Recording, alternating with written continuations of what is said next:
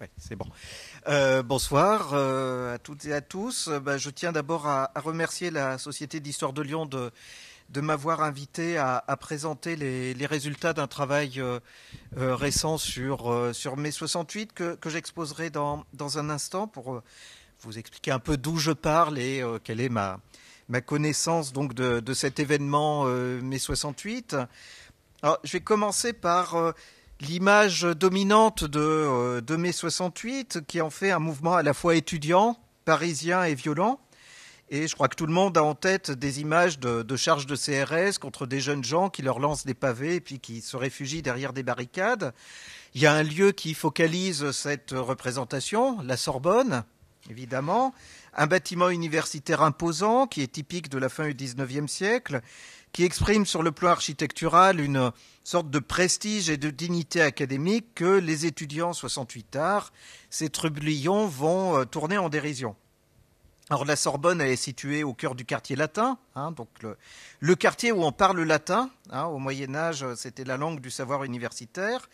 Et les manifestations qui vont donner lieu aux affrontements entre police et étudiants se déplacent sur les rues et les boulevards alentours, comme le boulevard Saint-Germain, le boulevard Saint-Michel, la rue Gay-Lussac, etc. Si vous avez vu le récent film Le Redoutable, vous avez toute cette imagerie de 68 avec un Jean-Luc Godard qui manifeste ou qui prend la parole dans les amphithéâtres de la Sorbonne occupée. Alors, cette imagerie d'un mai étudiant et parisien, elle s'élabore sur le plan éditorial en gros à partir du 10e anniversaire, en 78. Elle se consolide en 1988 avec la parution des 2 tomes du livre Génération de Hamon et Rothman. C'est une représentation qui a été contestée de longue date pour n'être pas tant fausse que réductrice. Et je pourrais citer plusieurs ouvrages qui ont déplacé la focale à la fois socialement, mai 68, ça ne concerne pas que les étudiants, et géographiquement, mai 68, ça ne concerne pas que le quartier latin. Et depuis quelques décennies, on commence, grâce à des travaux un peu plus systématiques, empiriquement plus solides, et puis surtout cumulatifs, à dresser un portrait un peu plus complet de cet événement mai 68. Alors, donc j'y ai personnellement contribué. Tout d'abord, il y a une dizaine d'années, pour le 40e anniversaire. Tout ça, ça obéit à un rythme décennal avec aussi son actualité, ses opportunités éditoriales. J'avais fait donc pour le 40e anniversaire un travail sur les manifestations de rue. J'avais comparé les manifestations de 68 à Paris, à Lyon et à Saint-Étienne.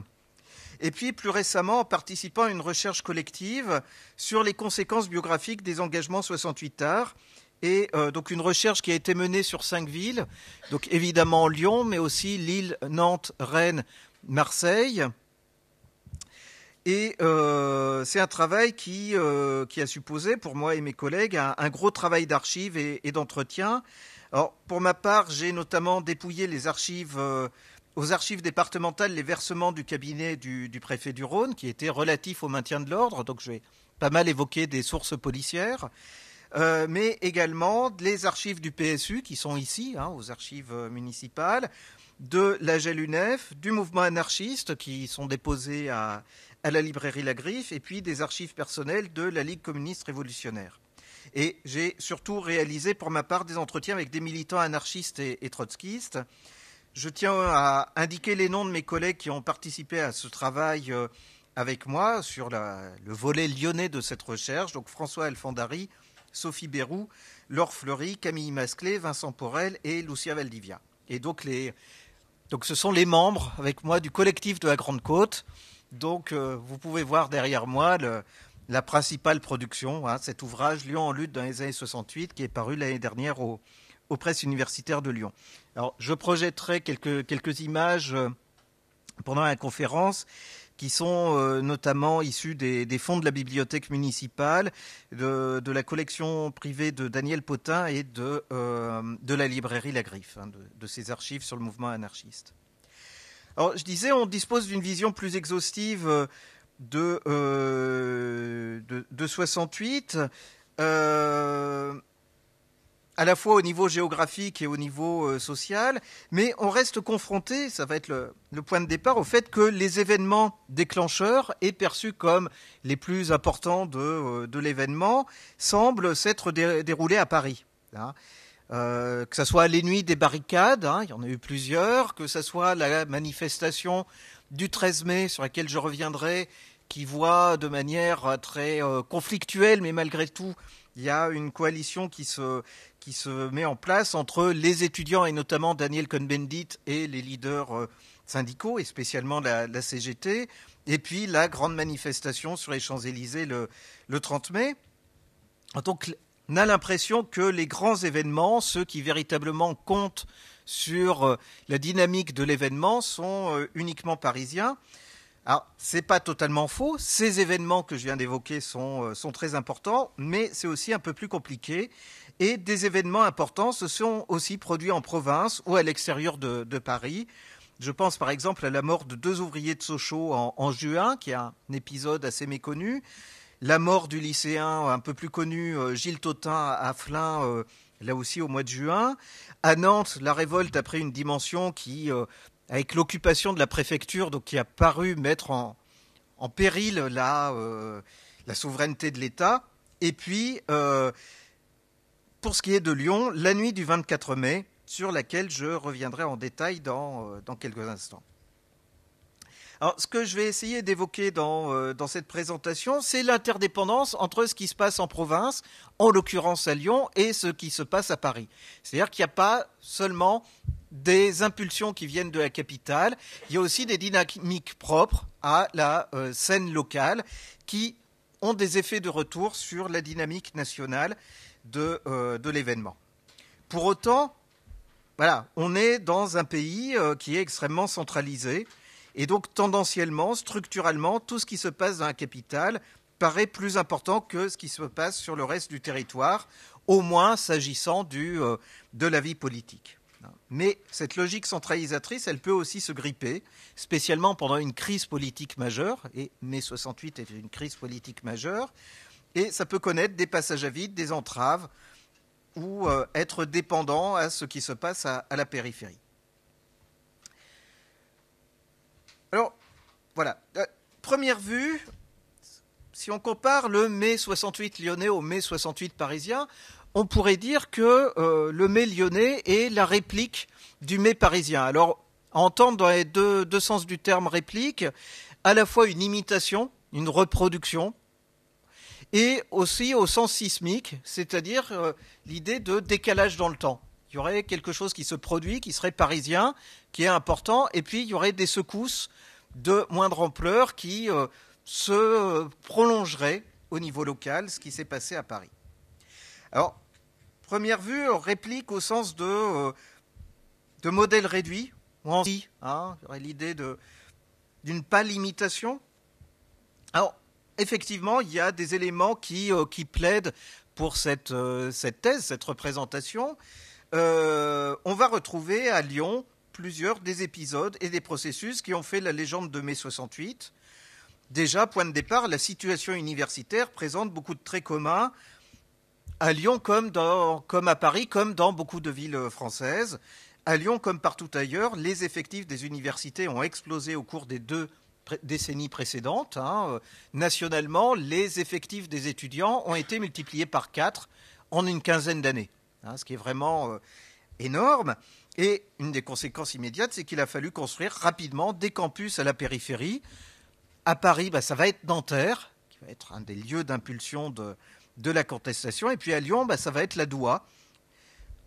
La création du campus, qui a été initiée dès 1957 avec la création de l'INSA, qui s'est poursuivie les années suivantes avec la construction de nouveaux bâtiments construits très très rapidement, ce n'est pas forcément très confortable, et notamment le principal syndicat étudiant, la GEL-UNEF, se plaint dans des tracts dès avant 68 du fait que c'est inconfortable, que c'est mal desservi par les transports publics, et puis notamment à Lyon comme à Nanterre, les étudiants se plaignent de la ségrégation sexuelle dans les résidences. Alors j'étais tombé sur, j'entends des sourires. J'étais tombé sur un tract de l'UNEF qui se plaignait qu'il était impossible d'assurer légalement la copulation de l'étudiant sur le campus de la Doua. Donc voilà, il y avait des préoccupations quand même très, très vives à ce niveau-là. Alors, s'agissant de l'événement mai 68 lui-même, on va trouver à Lyon, comme à Paris, des affrontements violents entre policiers et étudiants sur des barricades, une grande manifestation unitaire le 13 mai, l'occupation des bâtiments universitaires et des principales usines, la production d'affiches dans l'école des beaux-arts, une grève qui sera très suivie dans la plupart des secteurs salariés et des services publics, et puis un défilé massif de soutien au gouvernement à la fin du mois de mai. Je reviendrai plus en détail sur chacun de ces points, mais je dirais les indices du caractère dominé ou secondaire du mai lyonnais en regard du modèle parisien, c'est déjà que ces événements sont de moindre ampleur, mobilisent moins de monde, et puis il est impossible de trouver par exemple l'équivalent lyonnais d'un Cohn-Bendit. Il n'y a pas de figure qui se détacherait de personnalité qui incarnerait le mouvement à Lyon. On ne trouve pas non plus de personnalité politique, y compris dans le camp d'en face, qui serait un point de repère influent. Notamment, on a un maire de Lyon, évidemment, Louis Pradel, mais qui est singulièrement discret pendant la plus grande partie des événements. On a seule personnalité un peu notable, c'est le préfet, Max Moulin, qui se distingue de son collègue parisien Maurice Grimaud par une attitude beaucoup plus dure. Grimaud restera dans les mémoires comme quelqu'un qui a plutôt joué la conciliation et l'apaisement, avec toujours, on se dit, si ça avait été Maurice Papon qui avait été préfet de Paris en mai 68, ça aurait été sans doute plus sanglant. À Lyon, ça a été quand même un petit peu plus dur. Et puis, manquerait à Lyon un équivalent de l'occupation du théâtre de l'Odéon. Certes, le théâtre de la Cité, le futur TNP à Villeurbanne, sera occupé, mais par des professionnels du théâtre, Planchon, Chéreau, Jean Bouise, etc., qui seront engagés dans une réflexion sur l'émission de leur art.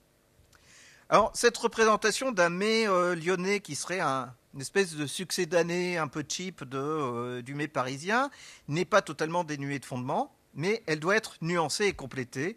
Si les événements de Lyon sont en grande partie la réplique, donc au sens sismique, des événements parisiens qui les ont précédés, ils sont aussi le fruit de logiques ou de dynamiques locales qui sont spécifiques. Alors, si on reprend la chronologie des événemements, effectivement, un des premiers rapports temporels entre la capitale et Lyon, c'est celui du décalage. Les étudiants sont à Lyon les premiers à se mobiliser, mais sous une impulsion parisienne. En l'occurrence, un appel à la grève qui est lancé par les organisations étudiantes pour le lundi 6 mai, en protestation contre les affrontements, les arrestations qui ont eu lieu le vendredi précédent, le 3 mai, qui a été le premier jour d'affrontement dans le quartier latin, après que la police soit intervenue à la Sorbonne pour évacuer un meeting dans lequel Cohn-Bendit s'exprimait. Alors, le mouvement, il est assez largement suivi, ce mouvement de grève à Lyon, mais il ne donne pas lieu, à la différence de Paris, à un défilé de rue. Il prend davantage la forme de meeting sur le campus de la Doua.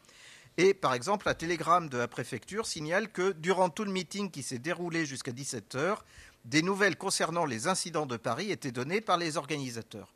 Donc voilà, on voit bien une dépendance à l'égard de ce qui est important, c'est ce qui se joue dans la capitale. La première manifestation étudiante, elle a lieu le 7 mai. Elle réunit, selon la police, 2700 personnes. Elle démarre à la Doua pour rejoindre la place des terreaux, où la dispersion est accélérée par un orage. Deuxième manifestation, le 9 mai, en fin d'après-midi, qui rassemble 3000 personnes. Et puis, premier élément un peu notable, qui bénéficie du soutien du PSU et de la CFDT.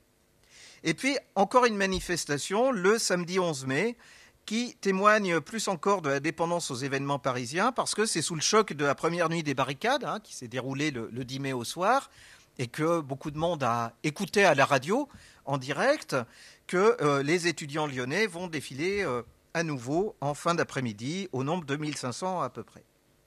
Alors, si on compare Paris et Lyon, premier trait distinctif, c'est que hormis quelques incidents avec la presse locale, notamment le Progrès a à l'époque son siège à ce qui est aujourd'hui la FNAC, rue de la République, et le Progrès avait préféré titrer en première page après les événements parisiens sur une fête de la Rose, je crois, dans l'Ain. Et donc les étudiants étaient assez mécontents de la couverture médiatique de ce qu'ils estimaient être important. Donc il y a eu quelques prédations, dégradations auprès du Progrès. Mais voilà, hormis quelques incidents de cet ordre, les cortèges lyonnais se déroulent dans le calme, bien loin de la violence qui marque au même moment les manifestations parisiennes. Un second trait distinctif, c'est la plus grande rareté des cortèges lyonnais. 3 manifestations sur toute la semaine à Lyon, alors que les défilés sont quasiment quotidiens à Paris. Alors, une des raisons qui explique cette différence, c'est que à Lyon, les étudiants ont pu occuper immédiatement leurs locaux. Les bâtiments universitaires, à la Doua et très rapidement à la faculté des lettres, ce qui est maintenant les bâtiments de Lyon 2, quai Claude Bernard. Alors que les étudiants parisiens, ils manifestent dans la rue justement pour obtenir la réouverture de la Sorbonne. Donc, si on pense en termes de répertoire d'action, qui est un concept en sociologie des mouvements sociaux, le répertoire, c'est l'ensemble des formes de protestation qui est accessible à un groupe donné. Les étudiants, entre la manifestation et l'occupation, à Paris, privilégient la manifestation, à Lyon, ils privilégient l'occupation. Alors, ce qu'on peut remarquer quand même, là aussi, un trait commun, c'est qu'on a un déplacement géographique de Nanterre à la Sorbonne pour les étudiants parisiens, de la Doua vers le quai Claude Bernard pour les étudiants lyonnais. Alors, synchronisation des manifestations parisiennes et lyonnaises sous impulsion de la capitale, une nouvelle fois, le 13 mai. Après ces violences policières de la première nuit des barricades, le 10 mai, l'ensemble des forces de gauche et des syndicats et des organisations étudiantes appellent à une journée de grève et de manifestation le lundi 13 mai. Donc, je l'ai évoqué, le grand cortège parisien, mais aussi un cortège lyonnais extrêmement impressionnant. La manifestation va démarrer devant ce haut lieu de l'action syndicale locale qu'est la Bourse du Travail, va s'achever devant l'hôtel de ville, sur la place des terreaux, qui va peiner à accueillir les 35 000 manifestants qui vont être décomptés par la police. Petite image du cortège. Manifestation qui se déroule dans le calme, assez classique, mais avec un petit événement non prévu qui est lui aussi assez significatif, c'est que la manifestation se termine par des prises de parole sur la place des terreaux et logiquement c'est un appel à la dispersion qui conclut l'action. Sauf qu'un petit millier de manifestants, notamment étudiants, va continuer le parcours jusqu'à Vèze, où est située l'usine Rodiaceta, qui est un des lieux emblématiques des luttes sociales locales depuis plusieurs mois. Il y a une grève extrêmement dure les mois précédents. Donc c'est une référence de combativité sociale locale extrêmement importante. C'est un attracteur, je dirais, le lieu où la conflictualité sociale est d'une certaine manière localisée. C'est d'autant plus le cas que certains salariés ont été licenciés après le mouvement des mois précédents, la grève des mois précédents, et leur réintégration reste un enjeu de lutte extrêmement prégnant. Alors donc vous avez un petit millier de manifestants qui continuent leur parcours et vous avez une cinquantaine de jeunes gens qui brandissent un drapeau rouge, qui vont pénétrer dans la cour intérieure de l'usine, ce qui va susciter la désapprobation d'autres manifestants. Des responsables syndicaux vont prendre la parole pour apaiser les esprits, parmi lesquels le responsable CGT de l'entreprise qui va demander aux manifestants de se disperser. Donc Rhodia, c'est un lieu emblématique des luttes de cette fin des années 60. Il faudra attendre le 17 mai pour que les 2 usines de la région entrent en grève, en même temps que d'autres grosses entreprises comme Richard Continental et Rhône-Poulenc. Et puis également cette autre référence centrale de la combativité ouvrière locale qui est le constructeur de poids lourds Berliet,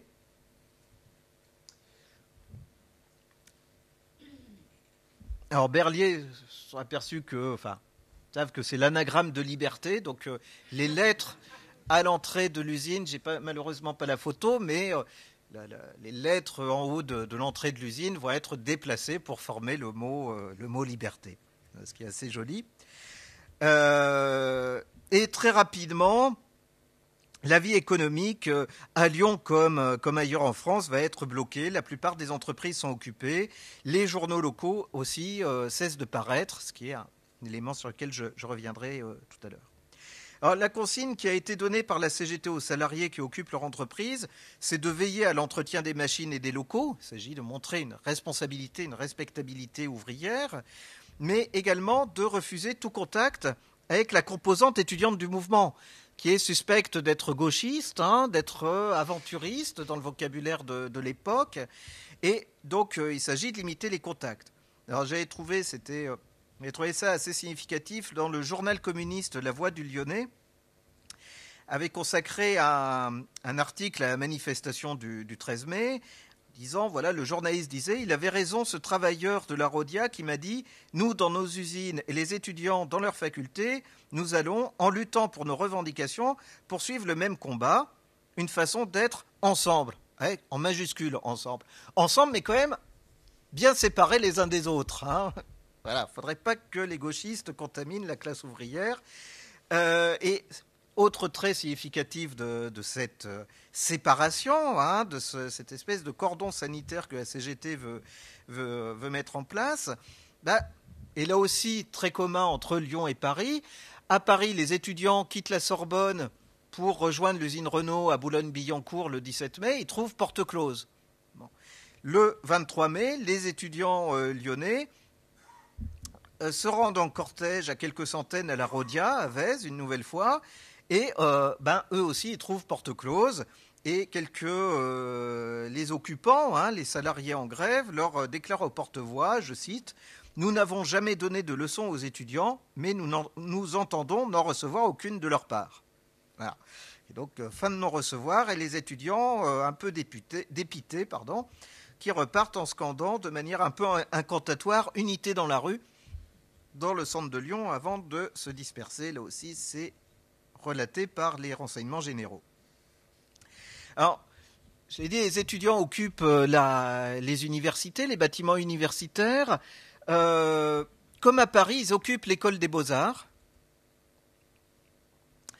Et comme à Paris, ils produisent des affiches de soutien au mouvement et des débats internes qui produisent une radicale remise en cause du fonctionnement comme des missions des beaux-arts.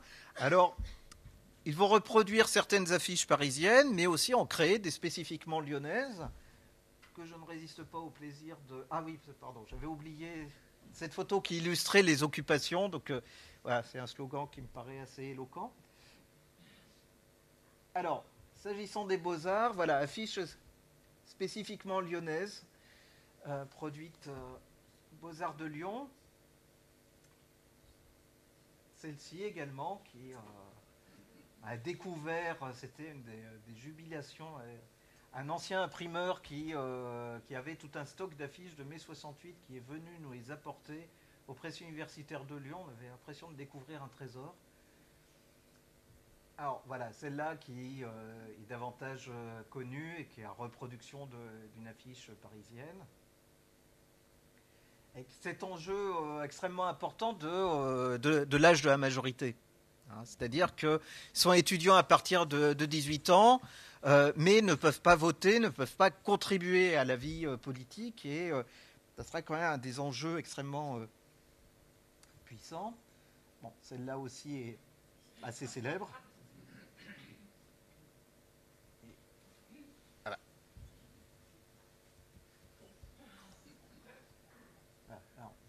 Alors, si je peux passer directement à celle-là, j'ai évoqué les beaux-arts. Il faut évidemment que j'évoque la faculté des lettres, donc ce qui est aujourd'hui le bâtiment de Lyon 2 sur le campus des quais.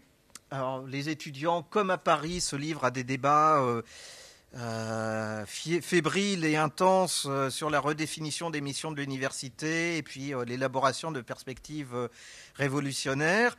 Les enseignants, eux aussi, exigent, alors notamment ceux qui sont au bas de l'échelle hiérarchique de l'université, présentent des revendications. Ils se constituent aussi en commission exécutive et puis organisent des tours de ronde nocturnes pour parer aux éventuels débordements ou déprédations. Ils ne peuvent pas empêcher les graffitis, mais...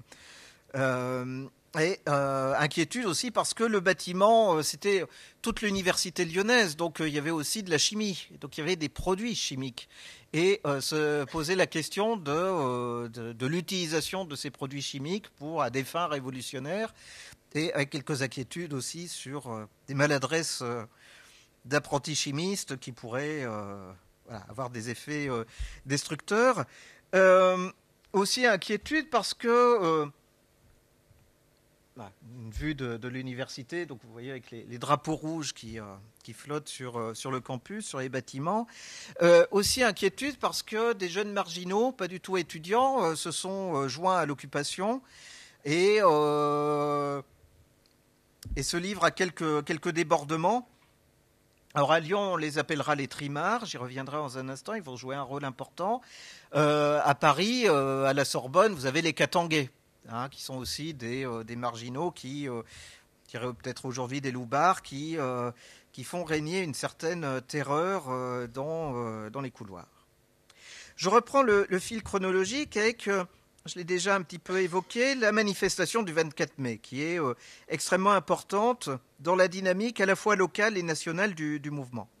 Alors le 24 mai, depuis 2 jours déjà, les manifestations et les affrontements avec la police ont repris à Paris. Le 22 mai, on sait qu'il y a un arrêté d'expulsion contre Daniel Cohn-Bendit. Donc les étudiants sont très remontés. Donc il y a à nouveau des affrontements dans le quartier latin. À Lyon, les étudiants décident de sortir de la faculté qu'ils occupent pour une nouvelle manifestation dont l'objectif annoncé est le théâtre des Célestins. Il y a aussi la référence au théâtre de l'Odéon. On ne peut pas écarter l'hypothèse, en tout cas certains entretiens qu'on a pu faire confortent cette hypothèse, que si on regarde ce retour vers la rue de leurs camarades parisiens, que les étudiants lyonnais ont décidé à leur tour de recourir à la manifestation, c'est-à-dire qu'il y a un petit complexe d'infériorité de la part des Lyonnais, parce que les Parisiens, ils ont été au contact, ils ont été à la baston avec les policiers. Jusqu'à présent, je l'ai dit, les quelques manifestations lyonnaises se sont déroulées dans le calme. Donc il y a aussi volonté un petit peu quitte à être révolutionnaire, l'être jusqu'au bout. Bon. Et puis il y a aussi la question plus tactique que les forces de police nationales sont regroupées autour de Paris, étouffent un peu le mouvement. Donc il s'agit d'ouvrir de nouveaux foyers d'insurrection pour que des enclavés, comment dire, réduire la pression qui pèse sur les Parisiens. Bon, en tout état de cause, c'est l'affrontement avec les forces de l'ordre a été organisé, du moins planifié, par certains courants étudiants lyonnais, et en l'occurrence par le mouvement du 22 mars. Alors là aussi, dénomination similaire à celle de Paris. J'y reviendrai si j'ai le temps. Le défilé, donc je l'ai dit, il est initialement dirigé vers le théâtre des Célestins, mais en fait, il est dévié vers la préfecture, et il s'agit de prendre d'assaut la préfecture, c'est-à-dire le siège du pouvoir d'État, qui, évidemment, est protégé par un important cordon policier. En plus, il y a un commissariat juste à côté. Et toute la soirée, une bonne partie de la nuit, les manifestants vont construire, incendier des barricades autour de la préfecture. Ils vont être refoulés à plusieurs reprises sur le pont Lafayette et sur le quartier des Cordeliers.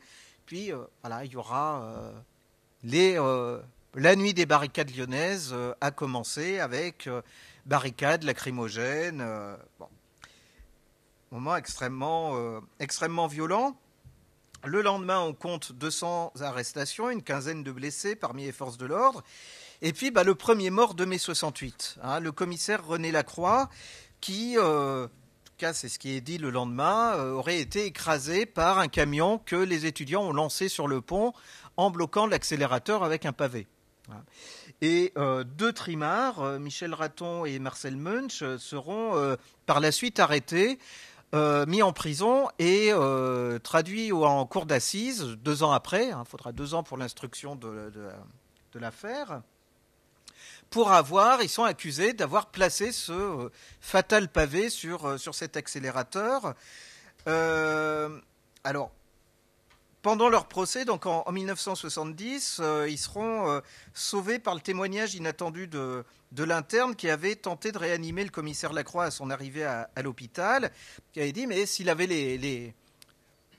les côtes écrasées, c'est pas à cause du camion, c'est moi qui lui ai écrasé les côtes en lui faisant un massage cardiaque, qui n'a pas réussi. Et donc les deux trimards seront acquittés, innocentés par ce témoignage. Alors, il y a toujours débat sur la responsabilité du camion dans la mort du décès du commissaire, mais finalement, d'une certaine manière, peu importe. C'est-à-dire que ce verdict d'acquittement, il n'est pas encore connu le lendemain du 24 mai. Tout ce qu'on sait, c'est qu'il y a un commissaire qui est mort. Et là, la violence, elle vient des étudiants. Il y a eu...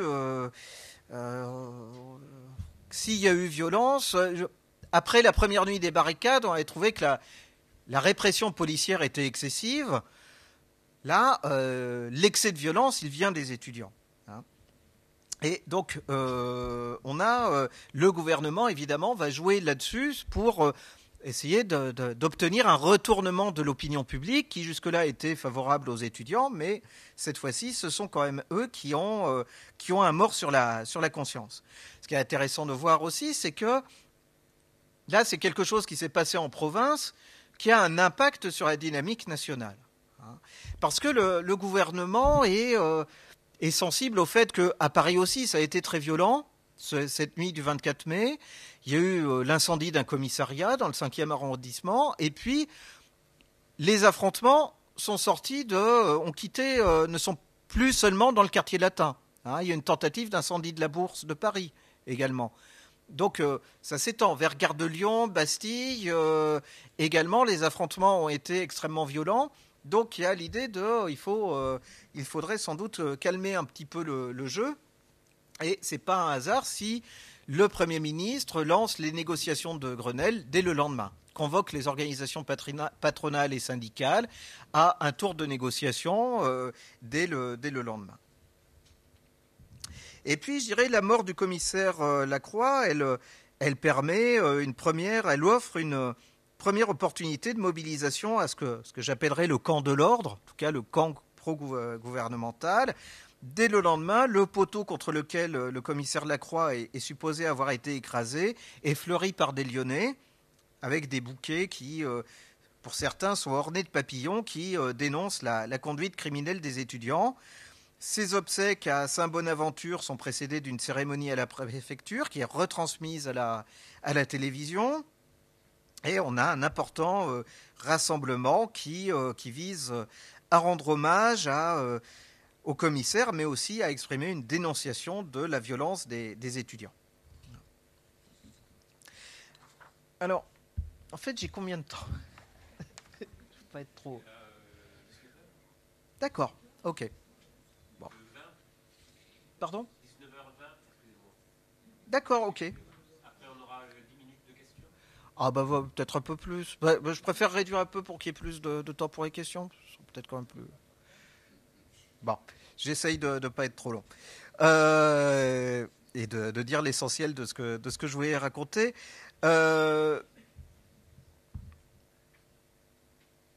Alors pour autant, ça ne désarme pas les contestataires. Une autre manifestation importante a lieu le 29 mai.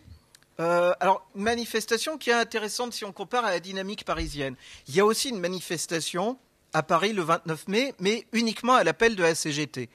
Et pour des enjeux très politiques, c'est-à-dire que le 27, vous avez eu le rassemblement au stade Charletti, où Pierre Mendès France est mis en scène, il ne s'exprime pas ce jour-là, mais il est mis en avant par la mouvance du PSU comme un secours possible en cas de vacance du pouvoir. parce que là, le pouvoir semble vraiment sérieusement vaciller.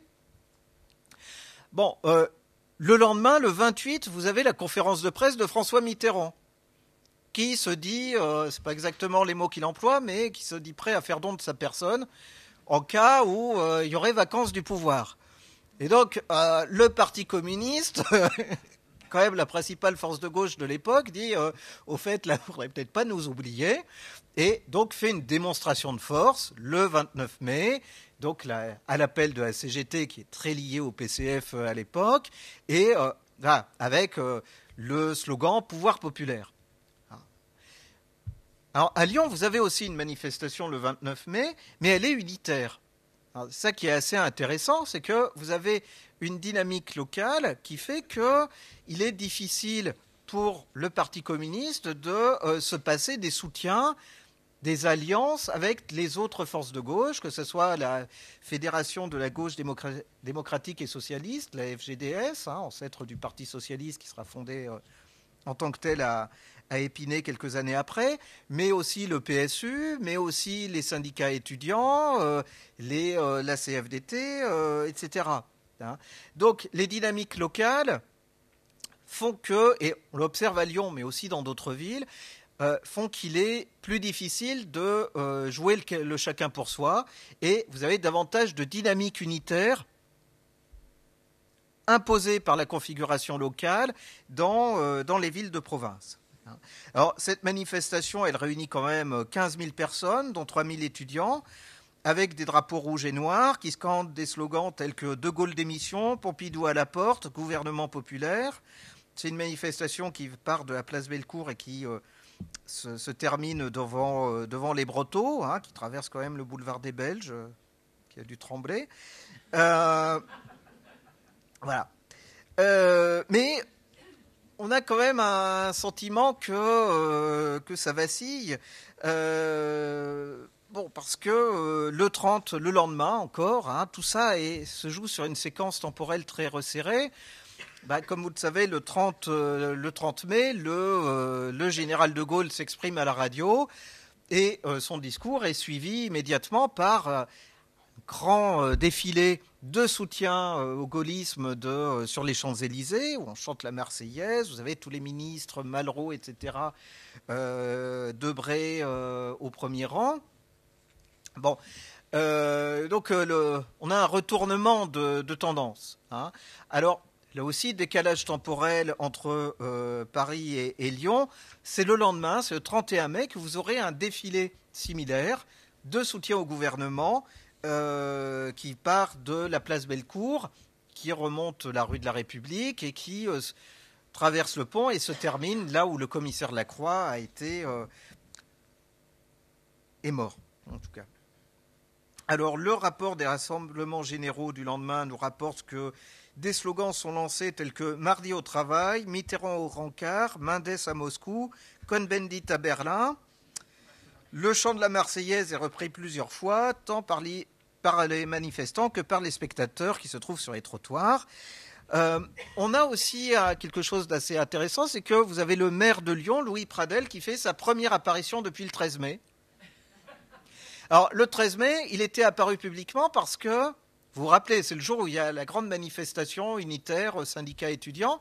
Ce jour-là, Louis Pradel inaugure le théâtre du 8e. Et voilà, il est complètement en dehors il n'intervient jamais, conformément à son attitude de discrétion c'est un maire qui a toujours affiché une forme de neutralité par rapport à la vie politique nationale. Son parti politique, il faut que je le retrouve parce que c'est... il avait fondé son propre parti politique pour la réalisation active des espérances lyonnaises. Ça donne Pradel. Donc, alors c'est l'héritier d'Édouard Herriot, il a toujours été soutenu par les radicaux. N'empêche qu'avec cette apparition, il applaudit au balcon de l'hôtel de ville le défilé gaulliste. C'est une forme de ralliement politique à la droite, alors que jusqu'à présent, il était quand même plutôt, il était de centre droit, on va dire, il était plutôt plutôt discret, sa posture, c'était de dire qu'il était surtout intéressé par la vie politique locale.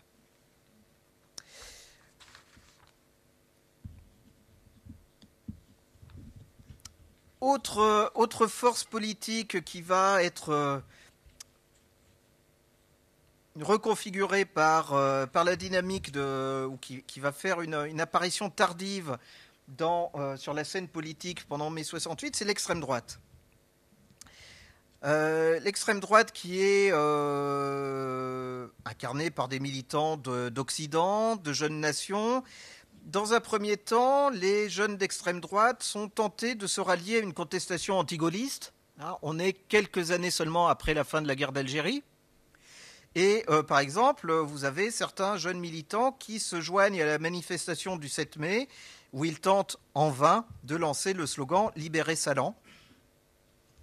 Ça prend pas. Et très rapidement, ils vont adopter une attitude franchement hostile à l'égard d'un mouvement qui reste imprégné de valeurs de gauche et d'extrême gauche. Ils vont essayer de profiter aussi de la mort du commissaire Lacroix pour lancer des actions qui, finalement, vont faire long feu. Le seul coup d'éclat de l'extrême droite, et spécialement de ses membres qui sont étudiants en droit, ça va être de protester contre l'empêchement par les étudiants de gauche de la tenue des examens de droit le 3 juin. Alors, les étudiants en droit d'extrême droite sont très fâchés qu'on ait dû annuler leurs examens. Donc, pour répliquer, se venger, ils vont tenter de prendre d'assaut la faculté des lettres. Donc vous imaginez la faculté de droit, c'est Lyon 3, c'est les bâtiments. Quand vous êtes sur le pont, sur le Rhône, c'est à gauche. Et puis, ils vont tenter de prendre d'assaut la faculté des lettres, donc ce qui deviendra Lyon 2. Donc imaginez sur le modèle un peu château fort, prise d'assaut. Ça va être extrêmement violent pendant plusieurs heures. Il y aura des jets de pavés, pas mal de blessés. Et les assaillants seront repoussés par les occupants de l'université, et ça sera le seul coup d'éclat de l'extrême droite. Et puis, je l'ai dit, quelques reconfigurations. Le paysage militant, à la sortie de mai 68, sera pas mal bouleversé. J'ai peu évoqué les forces militantes en présence. J'ai évoqué le mouvement du 22 mars, qui est de tendance principalement anarchiste, qui va jouer un rôle assez important de mobilisation des étudiants lors des premiers jours du mouvement. Le PSU aussi, en fait, c'est les membres du Parti socialiste unifié qui tiennent l'UNEF locale, la GEL. Les maoïstes, eux, sont les premiers jours du mouvement, se tiennent à l'écart, disent c'est une révolte étudiante, ces petits bourgeois. Donc, ce qui est important, c'est lutte ouvrière, et puis ils vont s'apercevoir que ils vont vite se rattraper. Et puis vous avez les trotskistes qui sont en fait assez peu présents à Lyon au début de la mobilisation. Un mois et demi après, ou quelques mois après, vous avez une reconfiguration assez totale. Les anarchistes sont épuisés, ils sont complètement désorganisés, parce qu'ils étaient assez peu organisés déjà, refusent l'organisation, mais c'est le mouvement est en délitement. Le PSU est lui aussi très fragilisé, notamment parce que beaucoup de ses militants vont rejoindre les maoïstes. Alors du coup, c'est la force politique qui était la moins active dans la préparation ou le lancement du mouvement qui va bénéficier le plus de son onde de choc. Et également la Ligue communiste révolutionnaire, enfin la Ligue communiste, ce sera révolutionnaire un peu plus tard, en tout cas dans le nom, qui va se reconstituer. Alors quelques mots pour finir j'ai essayé de montrer que, conclusion, j'ai tenté de montrer que si l'impulsion initiale du mouvement, elle est indéniablement parisienne, son extension au reste du territoire a dû composer avec des dynamiques locales, tout spécialement avec des configurations militantes qui sont traversées de rapports de force, qui parfois unissent de longue date, et autour d'enjeux locaux, des mouvances et des organisations diverses. En dépit de nombreuses homologies formelles, le mai lyonnais n'est pas la simple déclinaison en mode mineur ou en simili du mai 68 parisien. Il intègre des impulsions qui lui viennent de la capitale pour les retraduire dans sa logique propre, en s'appuyant sur des points de repère locaux et en mobilisant des ressources qui sont elles aussi locales. Alors, pour terminer, c'est la question du « et après », que sans doute trop brièvement évoqué. J'ai centré la présentation sur l'événement lui-même. Je voudrais évoquer quand même quelques résultats de la recherche qu'on a menée par entretien sur les effets de mai 68 sur la suite des parcours de celles et ceux qui y ont participé. Donc ce qu'on appelle en sociologie politique les conséquences biographiques de l'engagement. Alors c'est un enjeu qui n'est pas seulement scientifique. Tout le monde connaît le stéréotype de l'ancien 68ard qui aurait renié ses idéaux de jeunesse pour mener une carrière brillante et lucrative dans les médias, dans les affaires, etc. Une expression exacerbée de ce stéréotype avait été diffusée pendant la campagne présidentielle de 2007 par Nicolas Sarkozy, en fait dans un discours qui avait été écrit par Henri Guénaud, où, je cite, il stigmatisait le culte de l'argent roi, du profit à court terme, de la spéculation, les dérives du capitalisme financier portés par les valeurs de mai 68. Bon.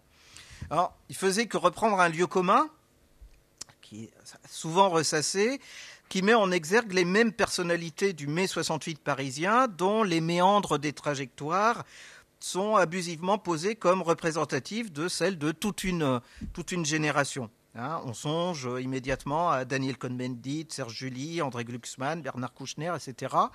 Alors que des hommes d'ailleurs, ce qui suggère que les hommes et les femmes n'ont pas les mêmes chances de tirer bénéfice de ce type de notoriété. Alors le travail qu'on a mené dans le cadre de l'enquête s'appuie sur l'étude de près de 80 parcours individuels d'hommes et de femmes de la région lyonnaise qui sont restés très largement anonymes. La suite de leur parcours montre qu'ils n'ont rien renié, justement, et on peut le constater à deux niveaux. D'une part, celles et ceux qui ont arrêté de militer à l'extrême gauche, alors pas tous, certains, beaucoup même, ont continué à être membres de partis de gauche ou d'extrême gauche. Même s'ils ont arrêté de militer, ils ont gardé des engagements. Ils ont arrêté de militer politiquement, mais ils militent dans d'autres secteurs, notamment dans le registre syndical.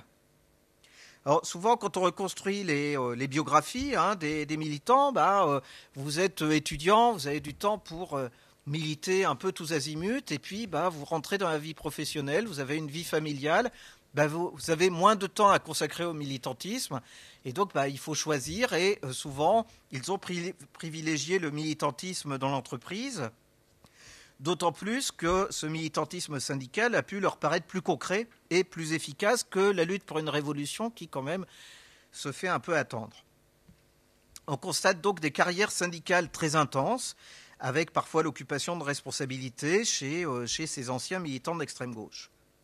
Et puis d'autres, et ce n'est pas exclusif l'un de l'autre, ont privilégié des carrières militantes dans le secteur associatif, dans des mouvements sociaux, notamment en défense des étrangers.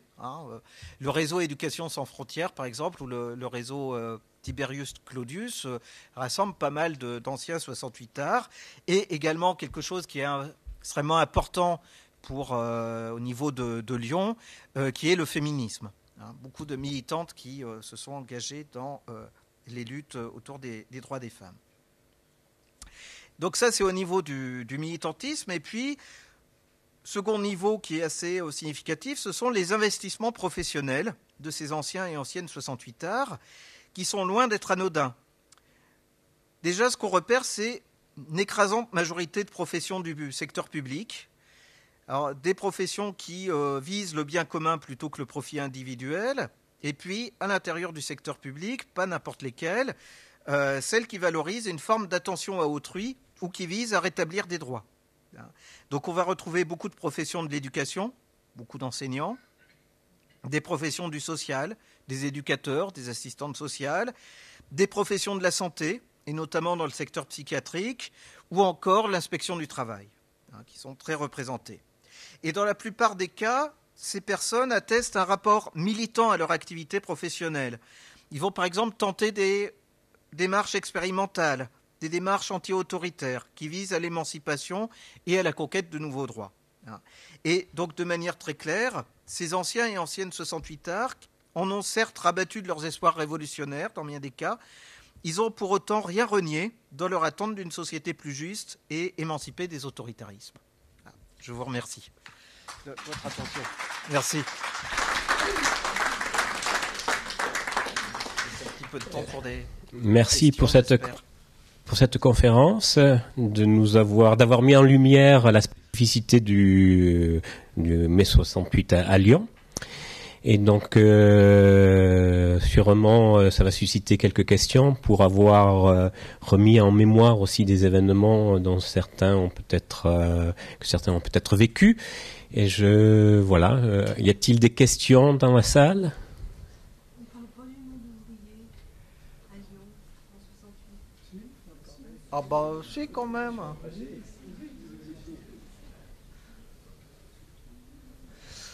Si, j'ai évoqué, alors c'est difficile d'évoquer toutes les dimensions.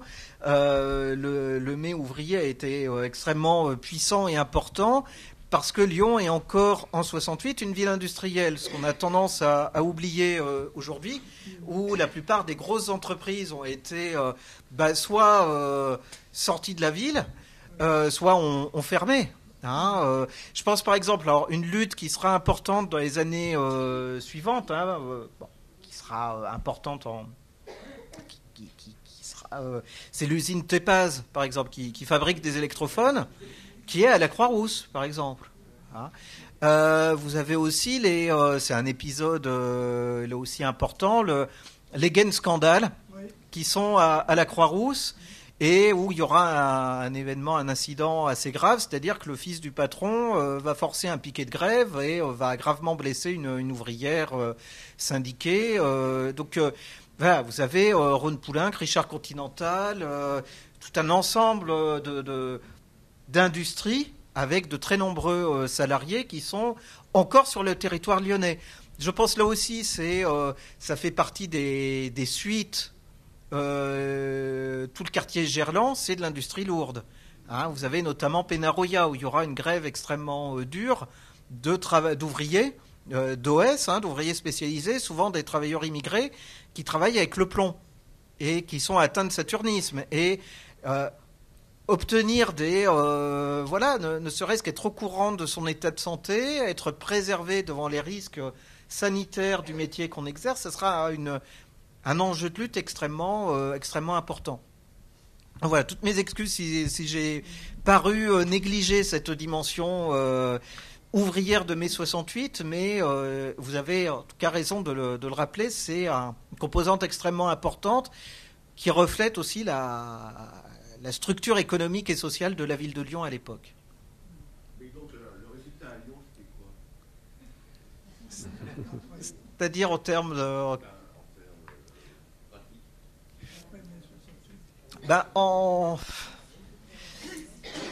Il y a peu c'est difficile de dire il y a un résultat. Ça sera de la même manière que nationalement l'effet des concessions de Grenelle, donc l'augmentation des salaires, la légalisation de la section d'entreprise au niveau syndical. Ça sera une démocratisation des institutions universitaires, même si les étudiants s'en méfient, il y aura davantage de droits d'expression aux étudiants et aussi aux enseignants dans la gestion des universités elles-mêmes. Un des contre-coups aussi de mai 68, ça va être la division de l'université lyonnaise, d'abord en 2 universités, Lyon 1 et Lyon 2, et puis quelques années après la scission entre Lyon 2 et Lyon 3 sur des bases politiques, très clairement, qui sont connues. Je dirais les résultats, ils ne sont pas forcément très quantifiables. Les résultats, ils sont surtout, et ça c'est retraduit dans les entretiens, ils sont dans les têtes et dans les existences individuelles. C'est-à-dire, c'est une révolte anti-autoritaire, mai 68, et c'est la remise en cause de l'autorité dans une multiplicité de secteurs sociaux. Que ce soit dans l'entreprise, à l'université, à l'école, dans les relations entre les patients et les médecins, la remise en cause de l'autorité à l'intérieur des couples, entre hommes et femmes. Pardon ? Ben oui.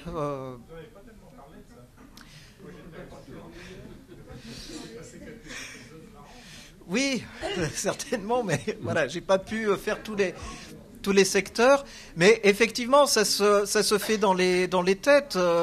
Bon, il y a des enquêtés, hein, c'est anecdotique et puis je le cite parce que c'est un épisode un peu marrant. En 67, il est séminariste, il vient faire des études de philo, mais il fait surtout de la socio. Et puis, il fait mai 68, hein, quelqu'un qu'on a interviewé. Après 68, il n'y a plus question. Il est anarchiste, donc il n'y a plus du tout question qu'il soit séminariste et il part vivre en communauté. Voilà. Il y a beaucoup qui arrêtent leurs études, qui partent faire la route. Il y en a beaucoup. Il y a quelques-uns parmi les gens qu'on a interviewés qui se réorientent professionnellement ou dans leurs études de manière très très radicale, qui abandonnent certains projets pour vivre autrement. Je dirais ce qui est important aussi, ce qui apparaît très, très significativement, c'est les entretiens qu'on a fait avec des femmes. Et ce que j'évoquais juste à l'instant, les rapports de couple ne sont plus envisageables de la même manière après mai 68. Hein, en termes de conjugalité, de sexualité, de tout un ensemble de choses. Il y a véritablement quelque chose qui a traversé, qui n'est pas forcément mesurable quantitativement. Hein, vous posiez la question en termes de résultats, je dirais plus, c'est en termes d'effets ou de conséquences que ça se mesure, de manière très diffuse. Il y a un bouquin qui est sorti cette année, je ne me souviens plus du nom de l'auteur, le bouquin s'appelle Libérer Raton, qui reprend une petite histoire un peu avec la controverse de l'emploi, Oui, je l'ai lu, qui donne des éléments qui laissent sur le doute quant aux circonstances de la mort du malheureux commissaire. Il semble que il a bien fait une crise cardiaque, mais il a quand même été heurté par le camion. Donc voilà. Ce qu'il en est, c'est que dès le lendemain, le gouvernement s'est saisi de la mort du commissaire et qu'on a oublié d'autres morts que j'ai évoquées. Il y a eu un manifestant qui est mort le 24 mai aussi d'un éclat de grenade. Un étudiant. Vous avez 2 ouvriers à Sochaux qui sont morts là aussi de grenade ou par balle. Vous avez Gilles Tautin qui est mort qui s'est noyé en essayant d'échapper à une intervention de la police dans cette usine automobile. Donc mais les morts ne pèsent pas du même poids dans un conflit aussi violent, aussi dans un conflit où les médias sont sévèrement contrôlés, en tout cas les médias audiovisuels. Vous nous avez dit que votre recherche rentrait dans le cadre d'une recherche nationale, comparant les villes mais qui faisait intervenir les villes de Lille, Rennes, Nantes et Marseille. Donc, pour ces différentes villes, si on reprend votre image du réplique sismique, les répliques sont les plus importantes à Lyon ou ailleurs ? Ou avez-vous des éléments pour pouvoir... C'est un peu difficile de répondre parce que les collègues n'ont pas pu tous publier leur ouvrage au même moment. Donc nous, on a travaillé d'arrache-pied et puis on a été soutenu par un éditeur aussi, les presses universitaires de Lyon, auquel je tiens à rendre hommage. Donc on a rendu notre manuscrit dans les temps pour qu'il paraisse début 2018, le livre sur Marseille a été publié également début 2018. Les autres ne sont pas encore sortis, donc je pense que notamment l'ouvrage sur Nantes sera extrêmement intéressant parce que Nantes a été une région plus qu'une ville qui a été très, très importante dans la dynamique de mai 68 parce que il y a une tradition anarcho-syndicaliste très forte à l'époque et qui va radicaliser la lutte. J'ai évoqué la prise de la préfecture. Là, à Nantes, ils ont occupé la préfecture, ce que les Lyonnais ne sont pas parvenus à faire. Donc, le lieu du pouvoir d'État est aux mains des contestataires, c'est quand même c'est pas négligeable. Également, dans la chronologie du mouvement, c'est dans la région nantaise que le mouvement de grève va commencer. Parce que la manifestation de la journée d'action du 13 mai, en soutien aux étudiants victimes de la répression policière, dans l'esprit des directions syndicales, c'est une journée. Le 14, on retourne au travail. Et à partir du 15, non, ça commence à se mettre en grève. Les salariés qui ont manifesté, qui ont pas travaillé le 13, se disent oui, mais les étudiants ont raison, et puis il faut passer à quelque chose de plus solide. Et c'est à partir de l'usine Sud Aviation dans la région nantaise que le mouvement de grève va s'étendre. Mais je ne peux pas répondre davantage sur... Y a-t-il d'autres questions ? Est-ce que les dégâts occasionnés étaient considérables pour les bâtiments par comparaison à ce qui se passe actuellement? C'est ça en comparaison? Sur les bâtiments, je crois qu'il a fallu très, très sévèrement nettoyer la faculté. Donc il y a eu des graffitis. Donc le pauvre Claude Bernard avait eu la tête repeinte en rouge. Il y a eu des graffitis sur les murs. Bon, il y a eu besoin d'une sérieuse rénovation. Je crois que l'école des Beaux-Arts aussi a été pas mal, on disait pas encore taguée, mais a été aussi... Oui. Dans votre ouvrage, vous avez une excellente photo sur l'école des Beaux-Arts, oui, où tous les moulages sont repeints. Donc de façon assez intéressante d'ailleurs. Ouais. Vous aviez les moulages de statues antiques et les étudiants, dans leur impertinence, ont repeint les moulages. Donc vous avez un disco ball façon footballeur en short et maillot et choses comme ça. Bon, je pense qu'il a fallu poncer un petit peu le plâtre et ça a retrouvé sa couleur naturelle. Il y a eu des dégâts le 24 mai. Ça, c'est très clair, parce qu'il y a eu des pillages au niveau des bâtiments, des commerces alentours. Tout ce qui pouvait servir à fabriquer une barricade a été mobilisé. Quelques voitures en ont aussi souffert. Je dirais les destructions, elles ne sont pas massives non plus en mai 68. Est-ce qu'il y a eu des pillages quand même? Il y a eu quelques pillages. Alors, bon, je pense que les rayons de vin et d'alcool de certains grands magasins ont pu souffrir. Le 24 mai, c'est quand même l'essentiel, c'est de trouver de quoi construire des barricades. Donc à la fois des pavés, mais aussi beaucoup d'autres choses qui peuvent être trouvées. Il y avait...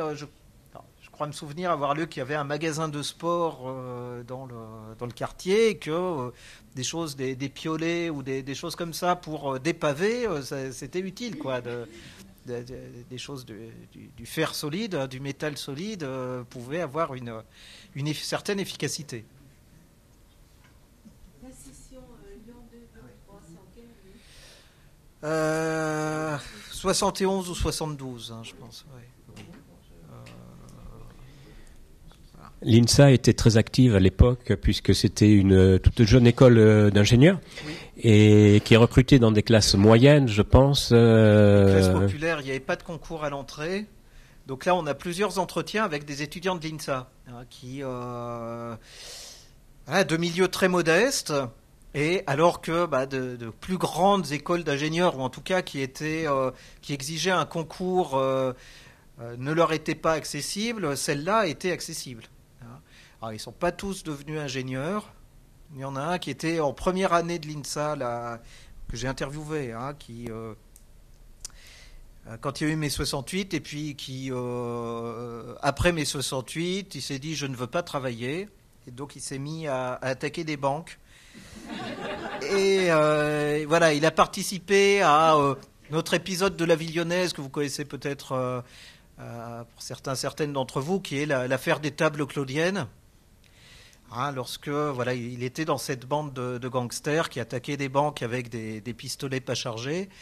et qui ils ont essayé de régler leur compte, ils se sont embrouillés entre eux, ils ont voulu régler leur compte dans la rue, au moment où passait un camion de police, donc plutôt que de se tirer dessus, ils ont tiré sur la police, et ils se sont tous fait arrêter, et voilà, ça, c'est assez mal terminé. Enfin, ils ont été condamnés à de la prison, mais voilà, ils ont été très sévèrement condamnés parce que c'était aussi le procès de mai 68, lorsqu'ils ont comparu leur parcours et leur expérience de 68 art a été évoquée. Ils ont payé pour les attaques de banque, mais aussi pour avoir été des trublions en 68. Et donc ils ont été condamnés assez sévèrement. Et pourquoi appeler procès des tables claudiennes ? Parce que ils étaient rue des Tables Claudiennes quand ils ont tiré sur la police, quoi. L'échange de tirs a eu lieu à cet endroit-là. C'est une petite rue. Oui. Qui est sur les pentes de la Croix-Rousse. Y a-t-il d'autres questions? Non? À partir de mai 68, dans mon lycée de Rouen, dans la Loire, on pouvait, nous, étudiants en terminale de philo, rentrer en médecine, ce qui m'a valu de rentrer en médecine. C'est bien.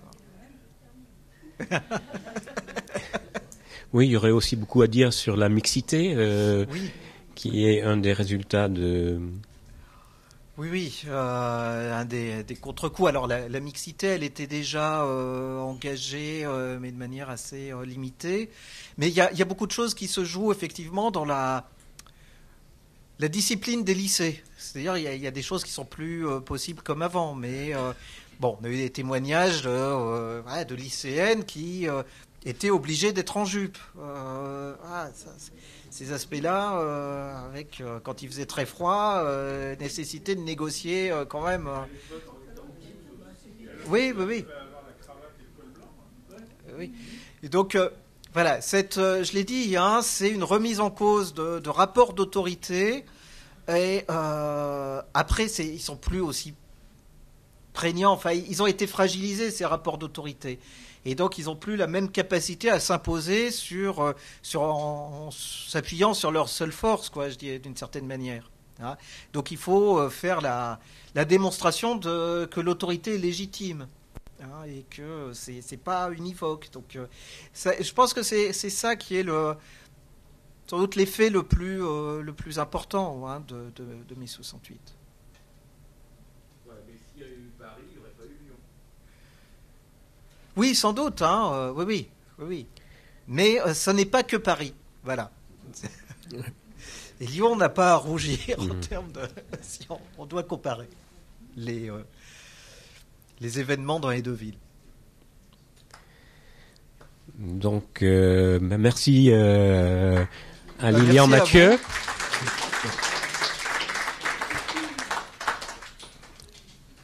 Et bonne soirée.